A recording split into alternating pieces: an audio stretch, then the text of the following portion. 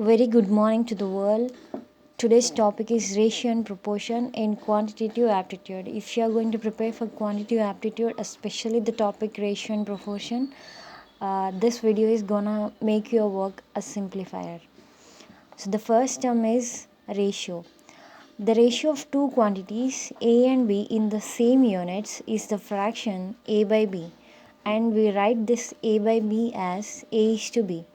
In this A is to B, A is called as the first term or antecedent.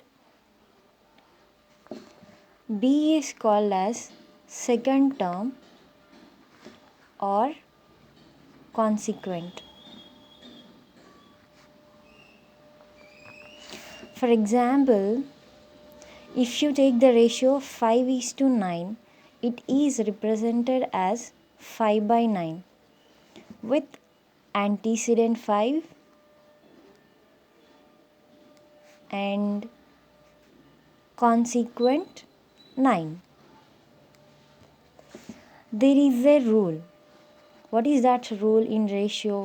If you multiply or divide each term of the ratio by the same non-zero number, it may be any number, but it should be a non-zero number, then this multiplication or division doesn't affect this ratio. I can explain you with an example. Let me take the example as 4:5. 4:5 is equals to 8:10, that is equals to 12:15, etc.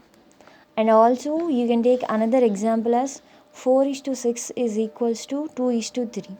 It means here this 4:6 is divided by 2, the same number. Then you will get the result as 2:3. So the same happens with 4:5 and 8:10. Here the 4 is multiplied with 2, 5 is multiplied with 2. Then you will get the result as 8:10. It's so simple to understand, but you have to practice a little bit to get hands-on experience. The second part is proportion.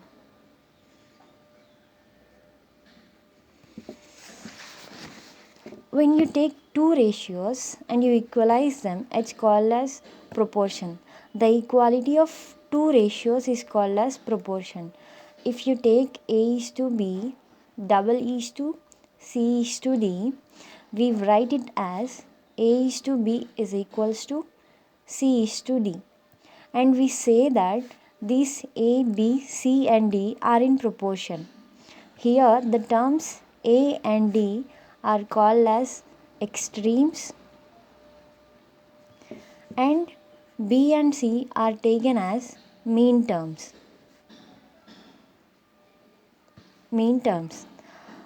One thing to remember, the product of extremes is equals to product of mean terms. How we can write it as A into D is equals to B into C.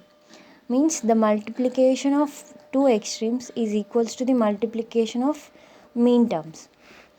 The next comes is to make your job very easy, you have to remember about fourth proportional, third and mean proportional. So let me teach you them.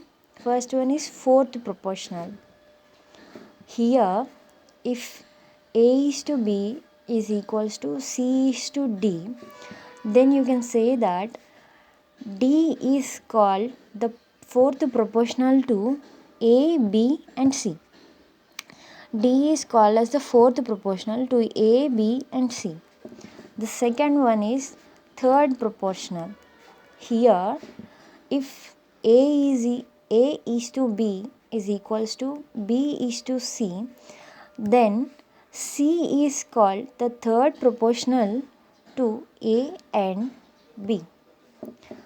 The third thing to remember is mean proportional. Here the mean proportional between A and B is under root AB. These are some of the simple and You have to remember these equations or these formulas to make your work further easy in solving the ratio and proportion problems. So the next point is comparison of ratios. Comparison of ratios. Whenever you compare two ratios, we say that A is to B is greater than C is to D. It is equals to A by B is greater than C by D. The next one is compounded ratio. Compounded ratio. So here the compounded ratio of the ratios A is to B, C is to D, E is to F is A, C, E is to B, D, F. Another thing to remember, when you write the duplicate ratio, subduplicate ratio of A and B, how it looks like is that the fifth point, duplicate ratio.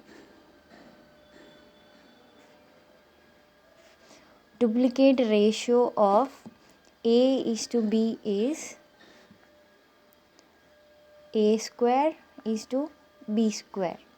The same way, if you write the subduplicate ratio of A is to B, that is under root A is to under root B. Duplicate means twice. Next, triplicate ratio. Triplicate ratio of A is to B is A power 3 is to B power 3. If they ask you to write down the subtriplicate ratio, then subtriplicate ratio of A is to B is A power 1 by 3 is to B power 1 by 3. If sometimes A by B is equals to C by D, then A plus B by A minus B is equals to C plus D by C minus D. This is known as componendo and dividendo. Means componendo and dividendo. The last thing to remember in ratio and proportion is the variation.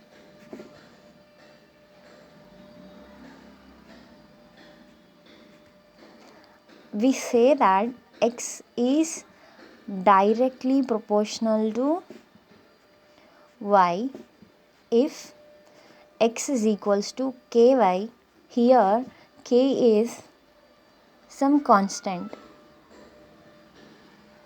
and we write this expression as x is directly proportional to y. The second thing, this is the first point. The second point is when x is inversely proportional to y if xy is equals to k.